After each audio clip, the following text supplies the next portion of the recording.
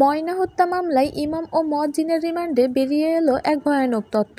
নৃশংস হত্যার শিকার ব্রাহ্মণবাড়িয়া জেলার সরাইল উপজেলার শাহবাজপুর ইউনিয়নের ৫ম শ্রেণীর ছাত্রী ময়না আক্তার। এই ঘটনার পর থেকেই চাঞ্চল্য ছড়িয়ে পড়ে পুরো এলাকায়। পুলিশ জিজ্ঞাসাবাদের জন্য আটক করা হয় স্থানীয় মসজিদের ইমাম ও মুয়াজ্জিনকে। তাদেরকে আদালত ২ দিন ও ৩ দিনের রিমান্ড মঞ্জুর করে।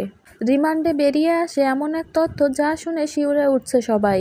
ইমাম ও মুয়াজ্জিন দাবি করেছেন তারা ময়নাকে ধর্ষণ বা হত্যা কোনোটাই করেননি, বরং তাদের ভাষ্য অনুযায়ী ময়নার মায়ের সঙ্গে তার চাচার পরকীয়া সম্পর্ক ছিল, আর এই সম্পর্কই নাকি ডেকে এনেছে এই নিষ্ঠুর হত্যাকাণ্ড। জানা গেছে ময়নার বাবা ছিলেন একজন প্রবাসী। সেই সুযোগে বাড়িতে যখন কেউ থাকতো না তখন তার চাচার সঙ্গে তার মায়ের এই সম্পর্ক গড়ে ওঠে। এমনকি এর আগেও গ্রামবাসী এই সম্পর্ক সম্পর্কে অবগত ছিল। আর এই কুকর্ম ফাঁস হয়ে যাওয়ার ভয়েই চাচার চোখে কাঁটা হয়ে দাঁড়ায় ছোট্ট ময়না। এই কাঁটা সরাতেই নাকি তাকে মেরে ফেলা হয়, এমনটাই রটে গেছে পুরো এলাকায়। ময়না নিখোঁজ হওয়ার একদিন পর মসজিদের ২য় তলা থেকে বিভৎস অবস্থায় উদ্ধার করা হয় ময়নার মরদেহ।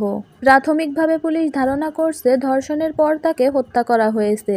এ নিয়ে ময়নার পরিবারের পক্ষ থেকে বলা হয়েছে তারা ন্যায় বিচার চায়। তাদের আইনজীবী অ্যাডভোকেট নুরুজ্জামান জানিয়েছেন, এই হত্যাকাণ্ডের যেন সঠিক বিচার হয়, আমরা সেটার জন্য কাজ করছি। পুলিশ সূত্রে জানা গেছে ময়না হত্যা তদন্ত এখনো চলমান এবং তদন্তে আরো চাঞ্চল্যকর তথ্য সামনে আসতে পারে। মামলাটি এখনো তদন্তাধীন, তাই নিশ্চিত প্রমাণ ছাড়া কাউকে দোষী বলা উচিত নয়।